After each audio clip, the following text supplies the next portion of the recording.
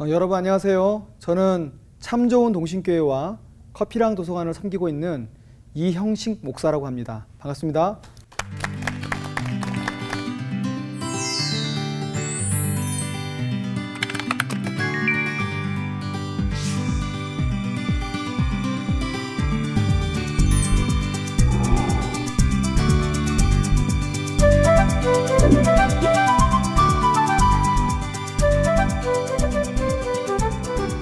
여러분 요즘 한국교회가 힘들다는 얘기를 많이 들으셨을 겁니다.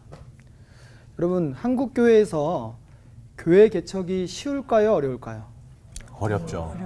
조금 더 질문을 바꿔서 새로운 교회가 계속해서 개척이 되어야 될까요? 아니면 지금의 교회로 충분할까요? 예. 그런데 왜 교회 개척이 계속 되어야 되는 것을 알면도 불구하고 왜 많은 사람들이 교회 개척을 하지 않을까요? 그 이유는 아까 여러분 말씀드린 것처럼 교회 개척이 쉽지 않다라고 생각하기 때문에 그렇습니다. 여러분 교회 개척이 왜 어렵죠? 사모님 우리 지금 이제 목회자 사람인데 저는 개척교회를 안 해봤지만 네. 개척교회 하시는 목사님들 이야기 들어보면 일단은 재정적으로 너무 어려워요. 예 맞습니다. 네. 재정적으로 사람들이 어렵죠? 없기 때문에 맞습니다. 많이 안 오니까 지금은 큰 교회로 몰리는 시대잖아요. 맞습니다. 그래서 재정적으로도 어렵고 두 번째 또 뭐가 어려울까요? 여러분 사람들이 스스로 교회에 올까요 안 올까요? 안 오잖아요. 갈수록 오기 힘들죠. 큰 교회라고 해서 스스로 올까요? 당연히 수평이동도 있지만 불신자가 스스로 걸어오지는 않습니다. 제가 이전 강의에서 물고기를 잡으려면 물고기가 많이 있는 곳에 가서 그물을 던져야 된다고 얘기했어요. 호랑이를 잡으려면 호랑이 굴에 들어가야 된다고 했어요. 그래서 우리가 학교 현장에 들어가서 다음 세대를 섬기는 얘기를 했고 실제로 가정과 교회와 학교가 같이 삼박자가 맞춰야 된다는 얘기했습니다. 그렇다면 교회 개척은 주님의 우리에게 주신 지상 대위 명령 중에 하나인데 당연히 해야 되는 건데 교회 개척이 어렵단 말이죠. 이유는 재정이 어렵고 두 번째 불신자들이 오지 않는다는 거예요. 이 문제를 어떻게 해결할 것인가 고민이 많을 것입니다.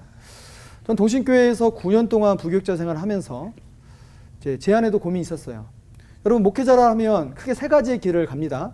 부교육자의 길을 거치고 나서 뭐 할까요? 첫 번째 개척을 하거나 청빙을 받아가거나 선교사로 나가는 경우가 보통 세 가지입니다.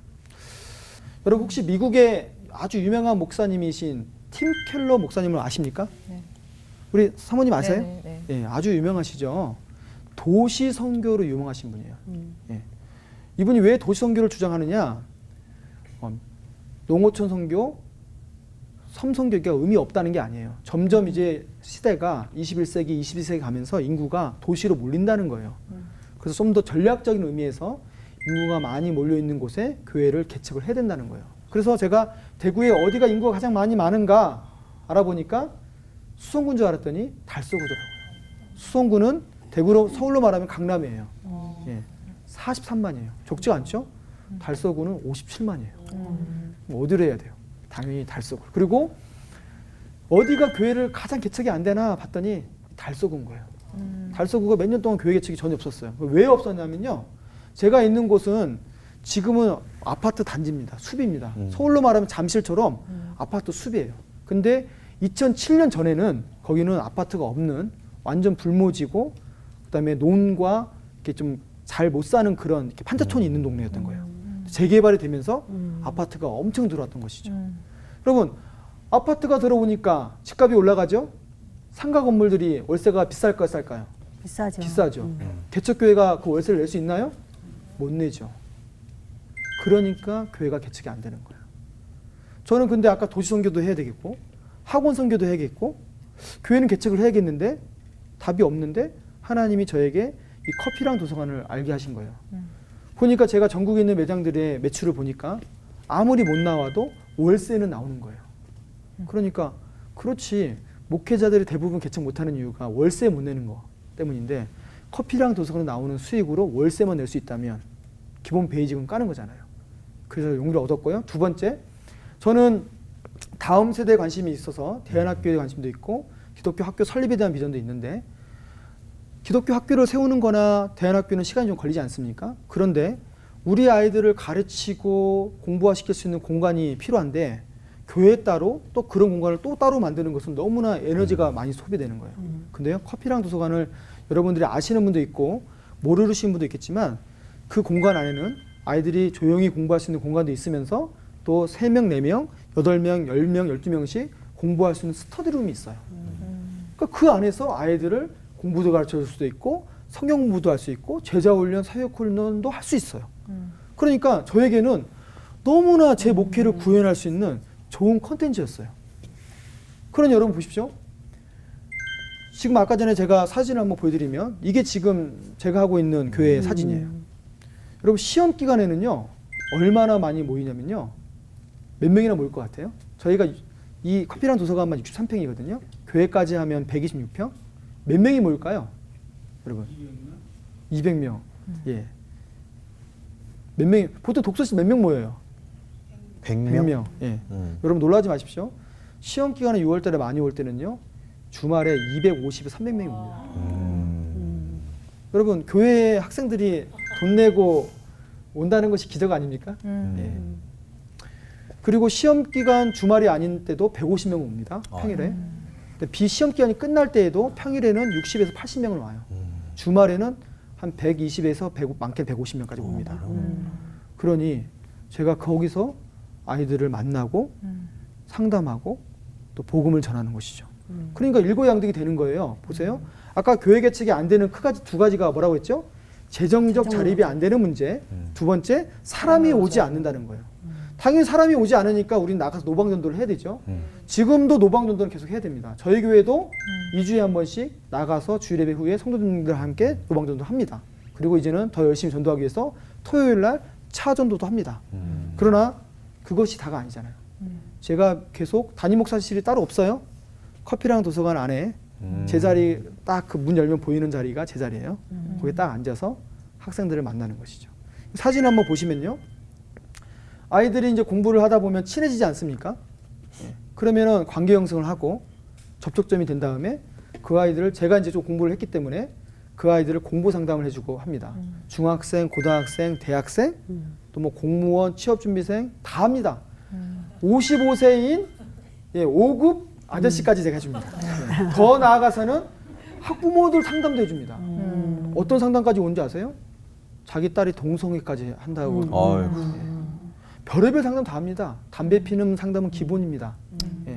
가정에서 갈등 문제. 목사님, 개척교회 그 아까 어려움 말씀하셨잖아요. 이제 경제적인 자립도 예. 하고 이제 그 오지 않는 건데 지금 커피랑 도서관에서 교회를 개척해서 하시면 자연스럽게 애들은 이제 올 거란 말이에요. 예. 공부하러 온다든지 뭐 그렇죠. 여러 가지로. 근데 이제 그 아이들을 접촉하는 그 접촉점이 요즘 아이들은 말도 잘 왜 걸면 좀 싫어하고 자기에 대한 굉장히 그 방어형 아이들이 많잖아요. 그렇죠. 근데 목사님이 이제 그렇게 접근하려고 하면 네. 그 아이들이 마음 문을 열 수 있도록 하는 어떤 매개체가 있어야 될 것 같은데 그렇죠. 어떤 식으로 하시는지가 상당히 좀 궁금한데요. 아무래도 이제 저는 저의 장점을 살리겠죠. 네. 이제 여러분 제가 학교에 들어갔을 때는 갑이 아니라 을이었어요. 네. 맞죠? 네. 교장의 눈치를 봅니다. 교사들의 눈치를 보면서 문제를 일으키지 않는 범위 안에서 뱀처럼 지혜롭게 선교를 했어요. 근데 이 커피랑 도서관은 누구의 매장이죠? 하나님의 매장이면서 네. 제 홈그라운드 아닙니까? 네. 아이들이 자기들을 왔어요. 이제 제 아이들이 그물로 들어온 거죠. 아이들은 여기가 너무 좋거든요. 계속 이용하고 싶은 거예요. 그럼 누구한테 잘 보여야 돼요? 점주, 사장님한테 잘 보여야 돼요. 사장님께. 사장님한테 잘 보여야 조금이라도 할인을 받잖아요. 예, 할인을 받으니까. 그렇죠. 예. 그러니까 아이들은 돈에 민감하거든요. 근데 게다가 여기가 음료가 무한리필인데 음료가 무한리필이라고 해서 또 시간대가 있어요. 아침 9시, 10시부터 9시 반까지. 근데 저는 제가 아까 말씀드린 것처럼 밤에 10시부터 새벽 최소 1시, 한 2시, 3시, 심하면 5시까지 있어요. 그러면 그때는 음료가 셀프바 외에는 없어요. 근데 제가 냉장고에 있으니까 애들 막 커피도 타주고 복숭아 레몬 타주니까 애들 얼마나 좋아요. 게다가 원래 스터디룸을 쓰려면 돈을 더 추가로 내야 되거든요. 네, 네. 제가 하고 같이 쓰면 공짜예요. 네. 그러니까 아이들은 이 사장님과 친하게 지내는 게 자기들한테 유익한 거예요. 절대 손해가 아닌 거예요. 그러면 아이들이 거기 가서 목사님이신데 사장님이라고 호칭을 하나요? 처음에는 제가 목회자인 걸 모르니까 네. 뭐 사장님, 아저씨, 대표님 하죠. 제가 처음부터 목사라고 칭벌 드러내진 않아요. 네. 네. 그러나 교회와 커피랑 도서관이 붙어 있기 때문에 여기 교회가 있네라는 건 다 알아요. 아. 100%. 두 번째, 어느 정도 음악이 나오는 걸 보고는 아, 여기 사장님이 크리스찬인가 보다라고 감을 잡는 사람이 있어요. 그러나 커피랑 도서관에서 나오는 음악은 제가 트는 게 아니에요. 본사에서 전국에 있는 100개 매장에 동시에 트는 겁니다. 주스박스처럼. 예. 그래서 제가 컨트롤할 수 있는 거 아니에요. 그런데 이용객 중에 한 30%는 크리스찬인 것 같아요. 제가 볼 때는. 예, 보니까 어디나 가도. 네. 그래서 처음부터 애들을 막 부르지 않죠. 처음에는 이제 가격도 할인해주고 관계를 형성하죠. 형성해서. 그리고 이름도 불러가고 학교 어디니 적어 놓습니다.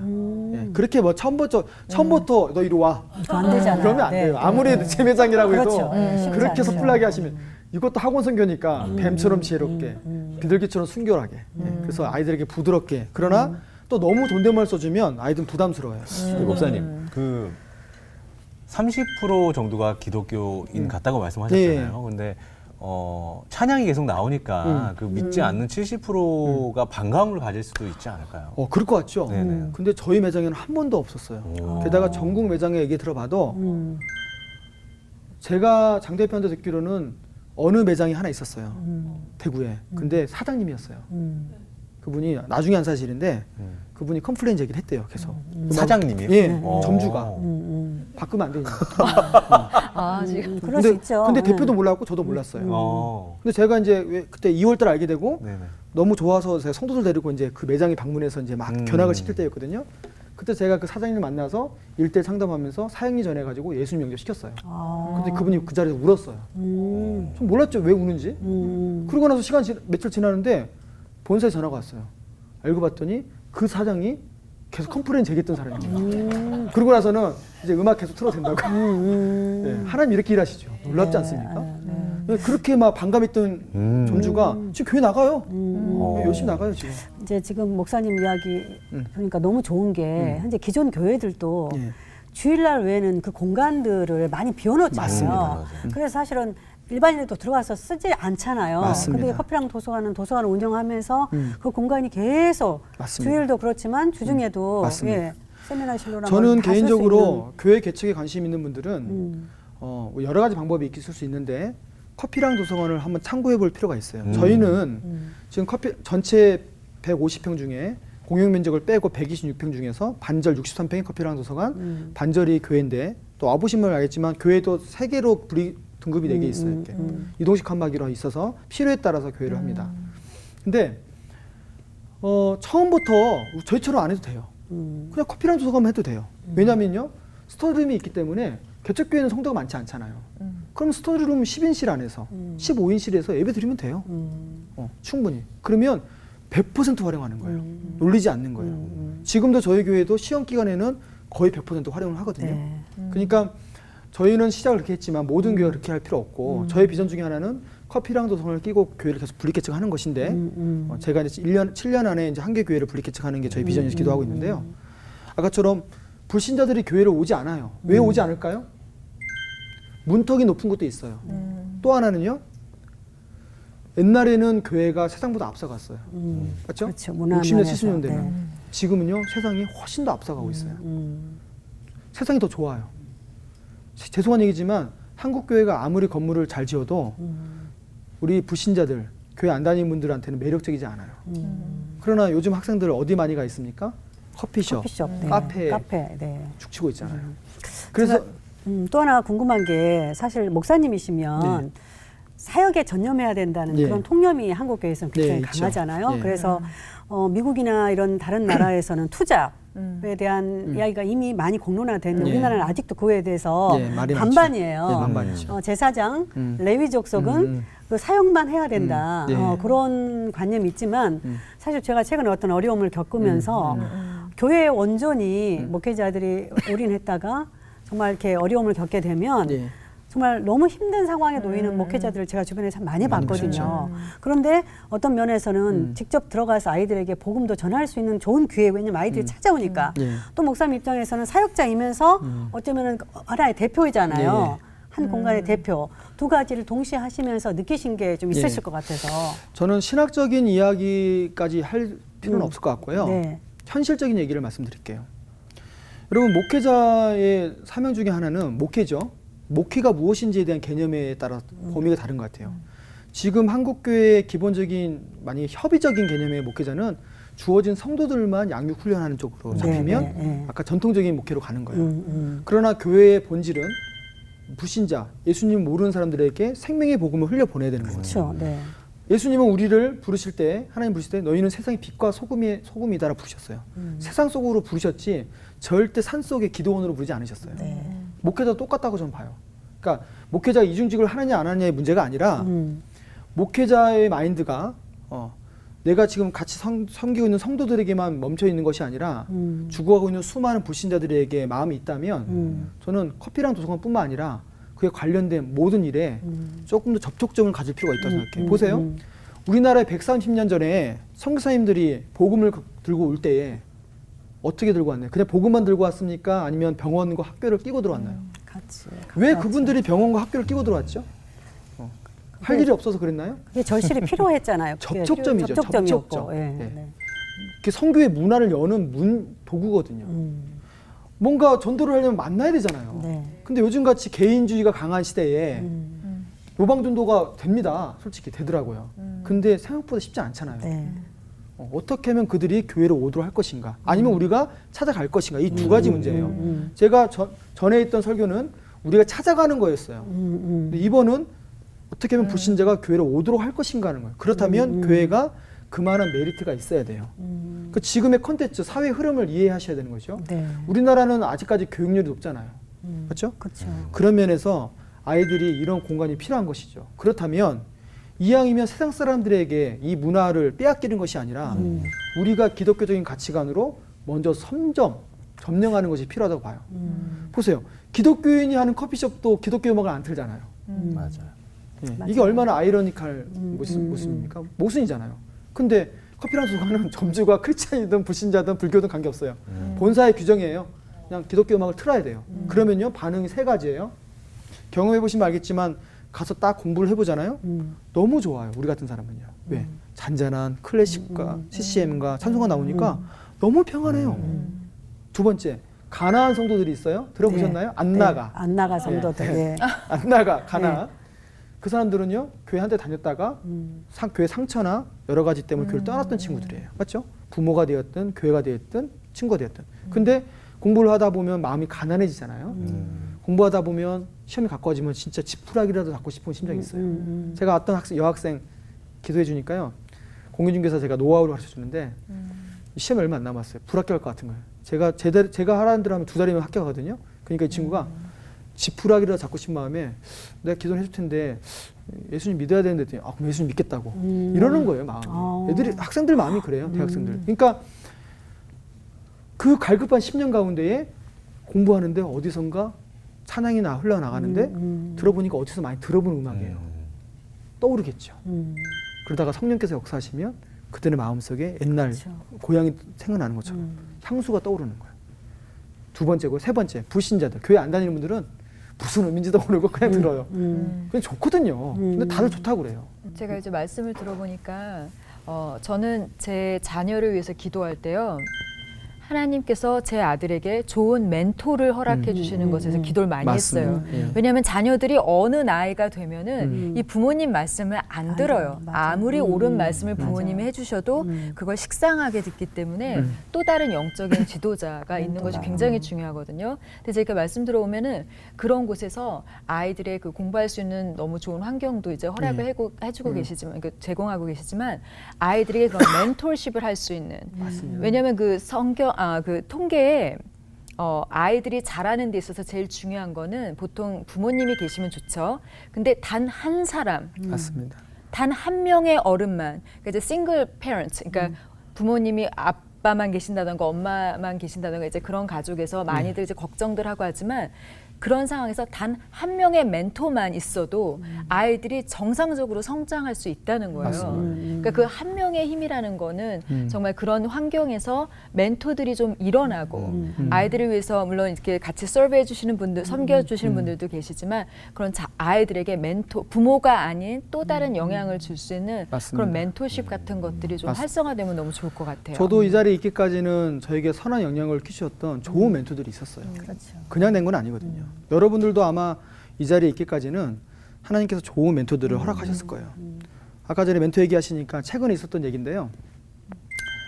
학생을 선발을 하는데 그 친구가 있잖아요. 이제 제가 이거 뽑는다고 하니까 하고 싶다는 거예요. 이 교회를 다니는 친구예요. 다른 교회를. 근데 집에 가서 어머니한테 얘기했나 봐요. 그러니까 이제 여러분이 아이가 와서 얘기했으면 그래 무료로 공부해준다니까 어서 가서 해라. 이렇게 흔쾌히 해주시는 분이 누가 있겠어요. 맞죠? 저 교회가 이단은 아닌가? 그렇죠. 네, 개척교회 다니는데 저 목사님이 어떤 분인가 궁금하지 않겠어요? 그래서 저는 이제 주일날 저녁에 그 어머님이 오신다고 하더라고요. 그래서 오시라고 했어요. 저는 어머님만 오시는 줄 알았어요. 저녁에 이제 어떤 신방을 마치고 9시 40분에 왔는데 아버지까지 오신 거예요. 꼭 제가 면접을 보는 것 같아요. 그래서 이런저런 얘기를 이제 나눴어요. 제가 왜 이걸 하는지에 대한 삶을 나누는데요. 참 감사하게도 제 얘기를 나누는데 어머니가 우시더라고요. 이분이 이러시는 거예요. 왜 목사님이 우리 아들이 목사님한테 배우려고 하는지 알겠습니다. 그래서 이 두 분이 흔쾌히 허락해 주시더라고요. 제가 물어봤어요. 궁금해서요. 혹시 직업이 어떻게 되세요? 무슨 일을 하시나 했더니 두 분 다 선생님이에요. 아유. 초등학교 선생님이에요. 그런데도 기꺼이 저를 만난 지 얼마나 됐다고. 그러면서 하는 얘기가 목사님 저희 딸도 있는데 해주시면 안 되나요? 네, 제가 그러지 않아도 해드릴 겁니다. 그러나 일단 먼저 세팅부터 하고 좀 기다리십시오. 제가 선생님들 선발하고 지금 준비하고 있습니다. 예. 여러분 우리가 많은 사람을 전도하는 것도 귀한 일이에요. 그러나 놓치지 말아야 될 것은 예수님이 우리에게 제자 삼으라고 했어요. 요즘 개척교회가 어렵다고 합니다. 그리고 개척이 안 된다고 해요. 실제로 통계상으로 보면 약간 다르지만 교회 개척을 하면 3년 안에 100개 중에서 뭐 90개 이상이 문 닫는다고 얘기해요. 실제로 자립하는 교회 3년 이내에 자립하는 교회는 한 개가 될까 말까고 부흥성장하는 교회는 거의 없다고 보니까 안 하는 거거든요.